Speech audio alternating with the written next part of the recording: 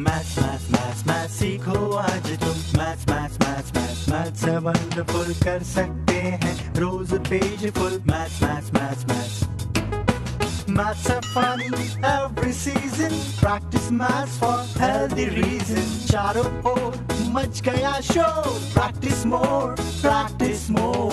Maths, maths, maths, maths, maths, maths. Wonderful maths. सीखो आज तुम maths.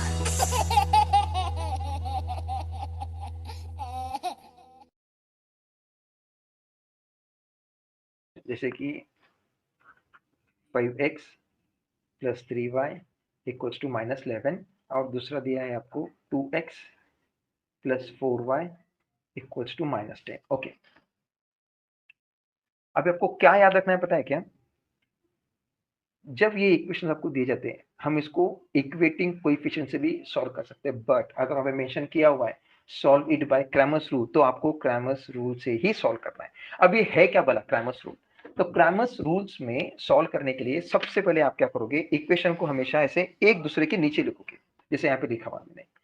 Compulsorily same variable starting में होना चाहिए, वो यूजुअली एक्स ही होता है, एक्स फिर वाई और फिर इसे हम बोलते हैं सी वाला टर्म, कांस्टेंट टर्म। ओके, अब क्या होगा, इसमें लिखने के बाद एक टर्म है, हम उसे बोलते हैं डिटर्मिनेंट। ओके, क्या बोलते हैं उसे? डिटर्मिनेंट। फुल हम शॉर्टकट में डी लिखने वाले उसे कहते हैं डिटर्मिनेंट, भूलना नहीं। अब देखो इस डिटर्मिनेंट का मतलब क्या हुआ, अब मैं जो बताने वाला हूं मतलब उसको कभी नहीं भूलना। डिटरमिनेंट का मतलब बेटा कि यहाँ पर हमने क्या सारे x के कोएफिशिएंट लिखेंगे और यहाँ पर हम y के कोएफिशिएंट लिखेंगे, ठीक है। फिर ये सॉल्व करने के बाद हम क्या करेंगे, dx निकालेंगे। आप पैटर्न्स पहले समझ लो। dx का मतलब हुआ when x is not there. मैं थोड़ा सा जूम कर दूं। ओके चलो, ओके चलो, dx का मतलब हुआ when x is not there. अभी जब x नहीं होगा तो उसकी जगह पे क्या आएगा, फिर दूसरा कोई तो टर्म आना चाहिए ना, और वो रहेगा c। सी टर्म मतलब क्या होता है तुम्हारा, ये वाले नंबर सी, और y अपनी जगह पर ही रहेगा, वो कुछ टर्म नहीं होगा, हम वो नंबर बनाएंगे। और dy का मतलब होता है when y is not there, where in this list. फिर अगेन अगर वो उस लिस्ट में नहीं है तो वहां पे क्या आएगा तुम्हारा, y की जगह पे क्या आएगा तुम्हारा, c आने वाला है, और x अपनी जगह पर ही रहेगा। तो फिर ये रहा तुम्हारा x और ये रही तुम्हारे c की एंट्री। ओके, कुछ इस तरीके से पहले इसका स्ट्रक्चर बनता है, इसे याद रखना। सर ने कहा कि क्रैमर्स रूल आपको 3 याद रखना है कि यहाँ पर सेम सेम वेरिएबल वाले कोएफिशिएंट एक दूसरे के नीचे आपको दिखाई देने चाहिए, मतलब इजी होता है उससे। यूजुअली सेम वेरिएबल एक दूसरे के नीचे वन बिलो अदर लिखना है आपको। फिर हम निकालेंगे टर्म, उसे बोलते हैं डिटर्मिनेंट। उस डिटर्मिनेंट में पहले नंबर हम x के लिखेंगे, नंबर मतलब होता है कोएफिशिएंट्स, और दूसरा कोएफिशिएंट लिखेंगे y के। मतलब उसे अरेंज कैसे करना है मुझको अभी ध्यान से देख लेना। x में पहले 5 एंड 2 है तो 5 एंड देन 2, y में है 3 एंड 4, लिख दो 3 एंड 4। अब इसको सॉल्व करने का तरीका देख लो बेटा क्या होता है। तो मैं क्या करूंगा, हमेशा शुरुआत करूंगा राइट बॉटम से। देखो मैं जो एरो बना रहा हूं ना, उस एरो से हमेशा हम ये नंबर मल्टीप्लाई बाय ये नंबर करेंगे सबसे पहली स्टेप में, तो उसे लिखो या फिर आप सीधा सीधा उसका आंसर लिख सकते हो डायरेक्टली, ठीक है। 5 इंटू 4, और जब मैं दूसरा वाला मल्टीप्लाई करूंगा तब मुझे कंपल्सरी पहले माइनस की साइन देनी है, देन 2 इंटू 3 लिखना है। ओके, अब देखो इसका आंसर कितना आता है, तो इसका आंसर आएगा, मैं इधर ही लिखता हूं उसको, 5 इंटू 4 होता है 20, माइनस 2 इंटू 3 होता है 6, and I got answer in short 14। Yes, इसको मैंने बॉक्स कर दिया, ठीक है। अब बारी आती है dx। इसका मतलब ये हुआ कि when x is not there, तो instead of x which number will be taken, it is constant number, that is c। तो c मतलब ये दो नंबर होता है। अब उन दोनों की बारी आएगी, हमेशा पहले नंबर 1 के ही लिख रहे हैं हम, तो नंबर 1 के लिखेंगे -11 and then we have over here -10। Then for y same terms 3 and 4। Okay, अब क्या करना है मुझे, सॉल्व करने के वक्त सबसे पहले मैं इन दोनों का मल्टीप्लाई करूंगा। आप सीधा सीधा डायरेक्ट आंसर लिख सकते हो या फिर आप उसको बता भी सकते हो ताकि आपको कंफ्यूजन ना हो, जैसे मैं बता रहा हूँ। माइनस की साइन कंपल्सरी साइन, फिर -10 इंटू 3, -10 इंटू 3। अब इसका आंसर कितना आएगा, -11 इंटू 4 आएगा -44। ओके, अब देखो माइनस और ब्रैकेट का भी जो आंसर आएगा वो रहेगा -30। अभी according to rules of integer in multiplication, if you get only one negative number, okay, from both of them, then my final answer remains in negative. If you observe the situation presently over here, negative sign outside the bracket, negative sign inside the bracket, that makes it positive. One is positive, then we do subtraction. Opposite sign, we do subtraction and bigger number sign to the answer. According to this, पहले तो बिगर number sign है तुम्हारी minus की, 44 बड़ा number है और दोनों का होगा सब्ट्रैक्शन, तो मेरा आंसर आएगा 14। तो मेरा इसका भी आंसर आया है 14 बट नेगेटिव में। ओके, ये रहा तुम्हारा dx का आंसर। अभी बारी आती dy की। सेम पैटर्न, dy का मतलब हुआ when y is not there, instead of y we will take c। For x we have 5 and 2, for c we have -11 and -10. Then as per our rule, what we are going to do, we will multiply it, right? तो यहाँ पे थोड़ा सा मैं bifurcate कर देता हूँ ताकि समझने में आसानी हो जाए। अभी गाड़ी आएगी इन की, क्या होगा फिर, ये रहा वो अपना रेगुलर एरो, मतलब ये एरो बताने की जरूरत नहीं, बस आपको बता रहा हूँ मैं, हमें ये पहले मल्टीप्लाई करना पड़ता है।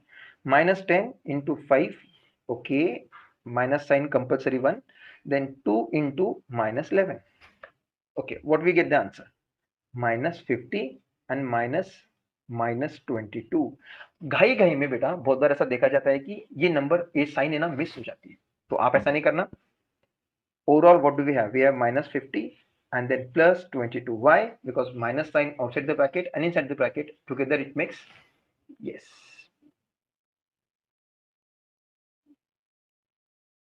yes Anushree, you are right बेटा। मैं भी तेरे मैसेज पढ़े और भी देखो रिप्लाई करता हूँ, पहले मैं तो समझा दूं पहले पूरा।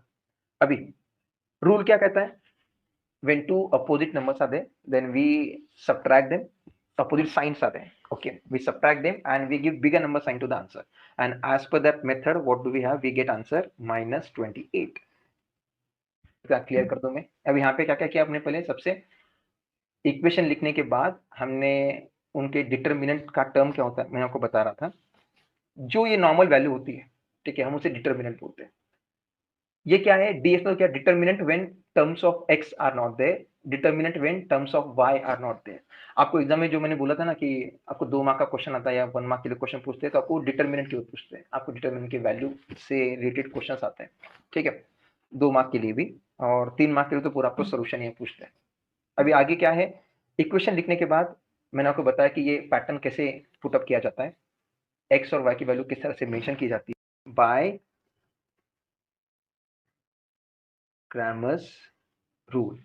क्या कहता है Cramer's rule, value of x equals to, हमेशा याद रखो, dx upon d and value of y will be dy upon d। अब ये उसके दो रूल्स है, दो फॉर्मूला है, आपको वो याद रखना है। तो फिर x की वैल्यू क्या आएगी, dx की वैल्यू कितनी है, -14 upon 14 and x equals to then -1, okay.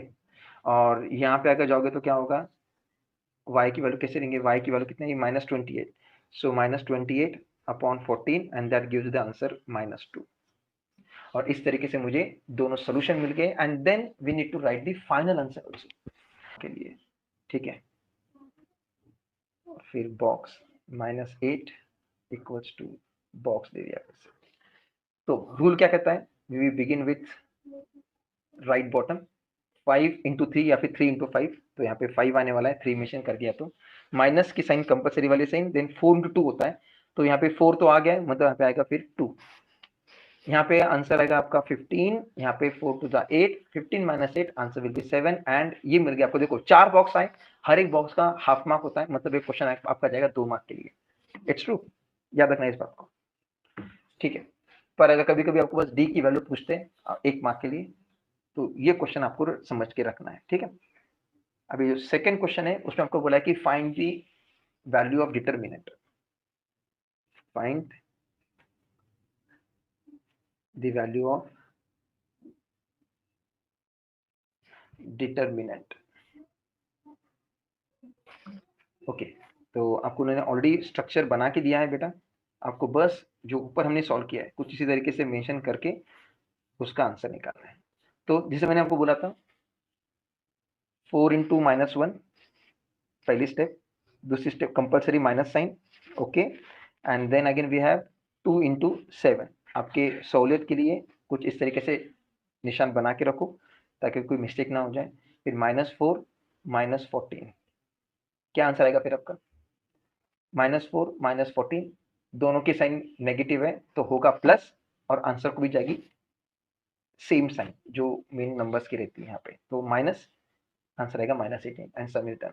कुछ इस तरीके से करना है। सेकंड क्वेश्चन और भी इजी है, मैं यहाँ पे क्वेश्चन लिख रहा हूँ, आप मुझे आंसर, फिर माइनस की साइन के बाद आएगा -7 into 3, तो -7 into 3 का आंसर आता है -21, और ब्रैकेट के बाहर की भी माइनस साइन, मतलब आपका स्ट्रक्चर कैसे बनने वाला है 0 -21, then your final answer is +21। Minus के sign outside the bracket, inside the bracket भी ऑल्सो माइनस, तो दोनों मिला के प्लस बन जाएगा। ये याद रखना, आप ये सॉल्व करना और ट्राई करके मुझे बताना आपको आया कि नहीं आया। अब मैं थोड़ा सा डिफिकल्ट वाला क्वेश्चन लेता हूँ बेटा। डिफिकल्ट मतलब थोड़ा सा बस देखने के बाद बच्चों को लगता है कि बहुत डिफिकल्ट होगा, ऐसा होता नहीं है, क्योंकि बस नंबर फ्रैक्शन में दिखे तो टेंशन सी हो जाती है ना, ऐसे हार्ट बीट बढ़ जाते हैं अपने। अभी क्या करना है हमें, रूल क्या कहता है, पहले हम क्या करेंगे 1/2 into 7/3, फिर माइनस के sign compulsory, then we have 3/2 into 5/3। Okay, अभी मल्टीप्लिकेशन का एक रूल याद रखना बेटा, हार्ट मेथड याद रखना, हार्ट मेथड। फ्रैक्शन के मल्टीप्लिकेशन में वी गो, ये न्यूमरेटर है, ये ओनली न्यूमरेटर है, फिर ये डिनोमिनेटर, ये numerator denominator, numerator into numerator, denominator into denominator, ये बन गया आपका हार्ट, मस्त तरीके से कर सकते हो, ठीक है। तो तब n into n, d into d, ये आपका बेसिक फंडा है मल्टीप्लिकेशन का, इसको भूलना नहीं, ठीक है। तो 1 into 7 आंसर आया 7, 2 into 3 आंसर आया 6, माइनस की साइन जैसे थी वैसे, फिर 3 into 5 15, 3 into 6 6। ओके, अभी फ्रैक्शन के अंदर प्लस या माइनस करने के लिए हमारे पास क्या टेक्निक होती है, there should be equal denominator, नहीं तो हम क्या करते हैं थंब डांस। ये नंबर देखो, ये नंबर ये नंबर ये नंबर ये नंबर, 6 into 7, फिर ये number into this and then इन दोनों का मल्टीप्लाई, ये होता है तुम्हारा थंब डांस। कब होगा ये, अगर ये डिनोमिनेटर सेम नहीं होते तो। अब क्या होगा फिर 6 into 7 सीधा मल्टीप्लाई, अभी मुझे मल्टीप्लाई करने की जरूरत है क्या, नहीं, क्योंकि दोनों के डिनोमिनेटर सेम है, तो मैं सीधा सीधा 7 - 15/6 करने वाला हूँ। इसका आंसर आएगा -8/6। अभी कटिंग करो, जो भी आंसर आएगा वो आंसर आएगा फिर, ठीक है। याद रखना बिगर नंबर साइन भूलना नहीं बिल्कुल भी, 7 - 15 के लिए बिगर नंबर साइन जाने वाली, तो डिवाइड बाय 2 होगा, आंसर आएगा इसका 4, इसका 3, in short we have -4/3 and question is done. ये है तुम्हारा क्वेश्चन नंबर 2। यहाँ पे क्या है आपका आंसर, किया सॉल्व, आपका आंसर आता है +21, भूलना नहीं। अब गाड़ी है आपके क्वेश्चन नंबर 3 की। क्वेश्चन है फिर से, सॉल्व दी साइमल्टेनियस इक्वेशन और linear equations bye Cramer's rule. याद रखना, अगर मेंशन किया है क्रैमर्स रूल तो वो क्रैमर्स रूल से ही करना पड़ता है।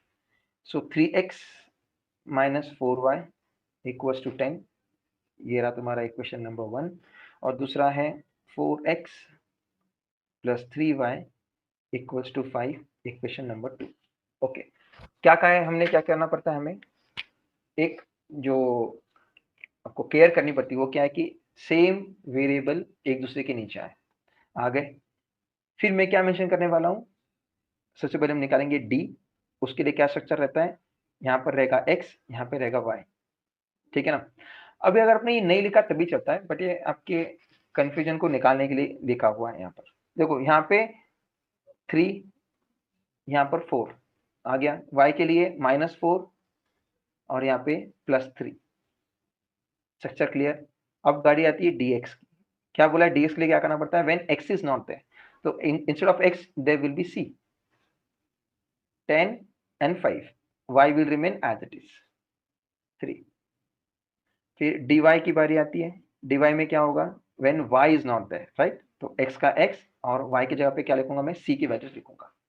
भूलना नहीं, पैटर्न को इजीली याद रखना, 3 4, सी के लिए क्या आएगा -4, सॉरी 10 एंड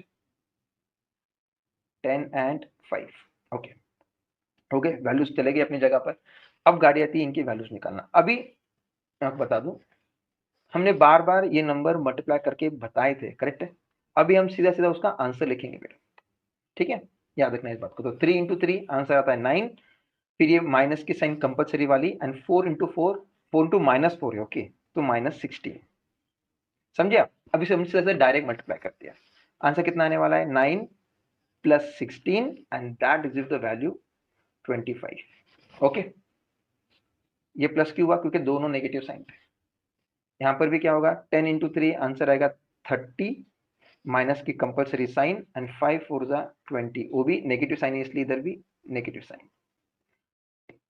अब यहाँ पे 3 इंटू 5 आंसर 15, माइनस अभी दोनों पॉजिटिव है तो सीधा सीधा पॉजिटिव में आंसर रहेगा -40, बट जब आप माइनस करके लिखोगे आंसर, तो आंसर मेरा किस में जाने वाला है, वो नेगेटिव में जाने वाला है। आंसर आएगा -25। हो गए, अब मुझे तीनों भी वैल्यू मिल गए।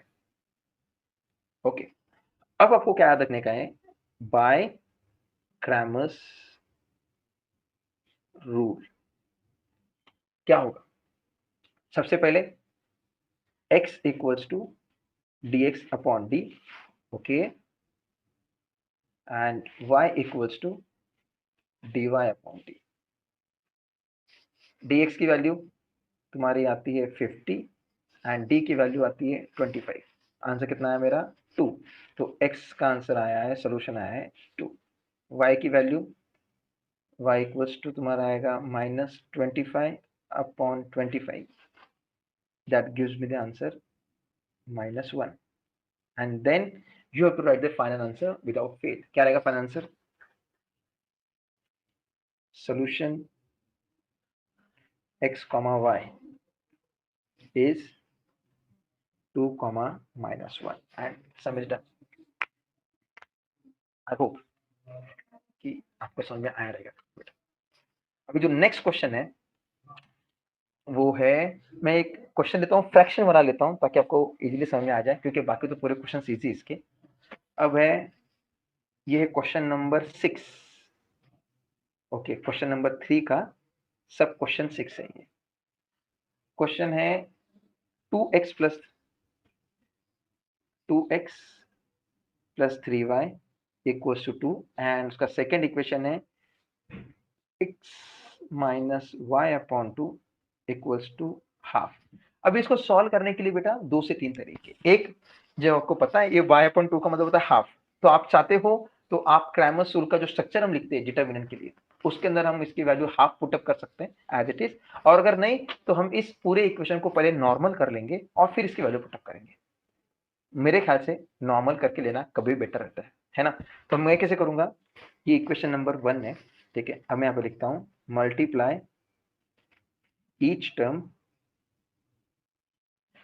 बाय विच नंबर, दोनों की भी डिनोमिनेटर, इसको भी 2 से मल्टीप्लाई करना है, इसको भी 2 से मल्टीप्लाई करना है, और इसको भी 2 से मल्टीप्लाई करना है।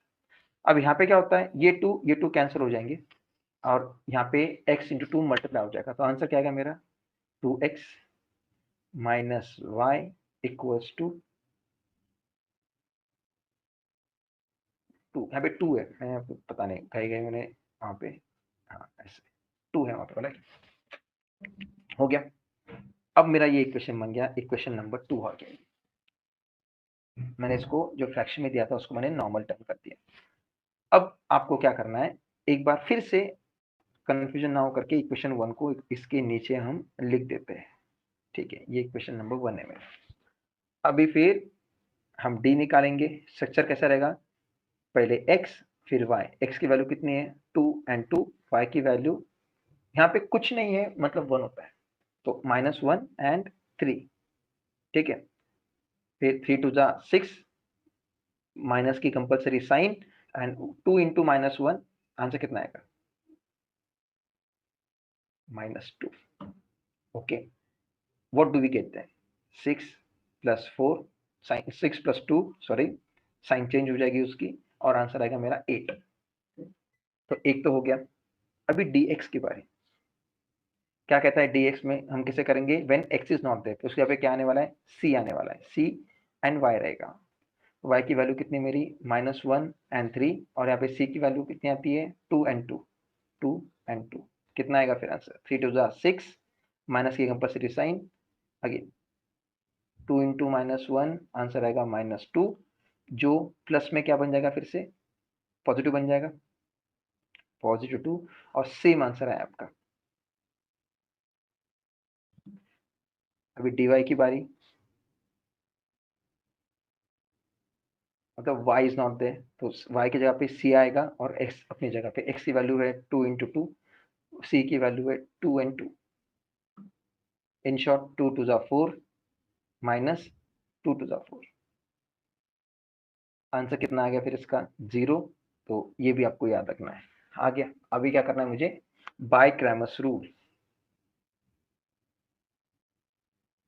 बाय क्रैमर्स रूल क्या होगा, x equals giving answer 1, and दूसरा आता है y equals to dy upon d giving you the answer 0 upon 8 gives you answer 0, and therefore then your solution will be x comma y, अब लिखना है solution is x comma y equals to क्या रहेगा, x की value 1, उसकी value 0, and some is done. कुछ इस तरीके से हम सॉल्व करेंगे इसको, फ्रैक्शन में लिखने के बाद भी कुछ ऐसा ही आपका आंसर आएगा बेटा, पर थोड़ा सा कंफ्यूज में बिगर लेंथ हो जाती है उसकी, इसलिए उसको पहले अपन नॉर्मली टर्न कर देंगे नॉर्मल इक्वेशन में by multiplying each term with 2। Okay, ये तुम्हारा 6th सम था। हम बेटा एक और सम सॉल्व करते हैं। आई होप क्रैमर्स रूल आपको समझ में आ रहा होगा। अभी क्या होता है क्रैमर्स रूल में, और कुछ ना कुछ अगड़म बगड़म का कोई सम तो है नहीं, फिर भी हम जिसमें ज्यादा माइनस रहेंगे वो सम उठा लेते हैं। वो है 6x, सम नंबर 4th है ये, क्वेश्चन नंबर 3 का। 6x minus 4y equals to -12, and then we have 8x minus 3y equals to -2। क्यों, ठीक है, बस ज्यादा माइनस माइनस की साइन है। फिर से पैटर्न वही रहेगा, पहले हम d लिखेंगे, d इक्वल्स टू x और y की वैल्यू पुटअप करना है मुझको, x की वैल्यू 6, फिर 8, फिर -4 and -3। Then what can we do, क्या होगा यहाँ पे, -3 इंटू 6 आंसर आएगा -18, माइनस की कंपल्सरी साइन, देन 8 4 जा 32, बट माइनस इसलिए -32 लिखना है। अभी ट्राई करते रहो बेटा, अभी ये बन जाएगा प्लस में, और जो भी इसका आंसर रहेगा वो आंसर आएगा यहाँ पर। उसके बाद गाड़ी आएगी dx की, मतलब वहां पे x नहीं लिखना है मुझे, x यहाँ पे c लिखना है, और y का y रहेगा। c की जगह पे क्या आएगा मेरा -12, and then we have -2, for y we have -4 and -3, सबके सब नेगेटिव में दिख रहे हैं, है ना। अब -3 इंटू -12 जब मैं करूंगा, अब देखो मल्टीप्लिकेशन का रूल क्या बोलता है कि if both the numbers are in negative, चलो ठीक है इसको मैं डिटेल में दिखता हूँ थोड़ा सा, -12 इंटू -3 एंड कंपल्सरी माइनस की sign, then we have -2 into -4। Rule क्या कहता है कि in multiplication if both the numbers are negative your final answer becomes रहेगा तो +8। So in short what do we get, bracket के बाहर नेगेटिव साइन थी इसलिए इसका फाइनल आंसर नेगेटिव ही रहेगा, ये तो बात क्लियर हो गई। अब माइनस करने का मेरा आंसर आएगा कुछ तो 28, राइट, बिगर नंबर साइन जाएगी positive because 36 is bigger number. अभी यहाँ पर आई होप कि आपको आंसर मिल गया होगा। कितना है आंसर बेटा आपका, आई होप कि आ गया होगा आंसर आपका, 14 आया है, और बिगर नंबर साइन जाएगी आपकी पॉजिटिव की, तो we have 28 then 14, now we need to find dy। okay, so what do you mean by dy, y is not there, instead of y we have c, always keep on telling this thing to yourself, उससे एक बार अगर आपका एक बार confidence बढ़ गया, confusion निकल गया तो बात खत्म हो जाती है। अभी x में क्या है, x and 8, c में क्या है -12 and -2। now what to do, same pattern, -2 into 6 we get the answer -12, okay, compulsory minus sign, then -12 into 8 आता है answer 96, -96 because one number is in negative। now -12 plus 96, बस में आ गई, क्यों प्लस हुआ करके, क्योंकि यहाँ पर दोनों नंबर नेगेटिव थे। अभी जो भी बचेगा उसको आंसर आएगा मेरा पॉजिटिव में और the bigger number sign and then my dy will be finished. वो आंसर आएगा आपका 84, राइट। 12 माइनस किया तो 4 और बचा 8, राइट। 84 आंसर 84 आएगा। देन वी नो, यहाँ पे लिखना कंपलसरी है, बाय क्रैमर्स रूल, बाय तो हाफ मार्क जाता है, ठीक है। By Cramer's rule what do we have, we have x equals to dx upon d, उसी के सामने कंटिन्यू करो। dx की वैल्यू आई 28 upon 14 and that gives me the answer 2, isn't it? Then y equals to dy upon d, dy की value आती है 84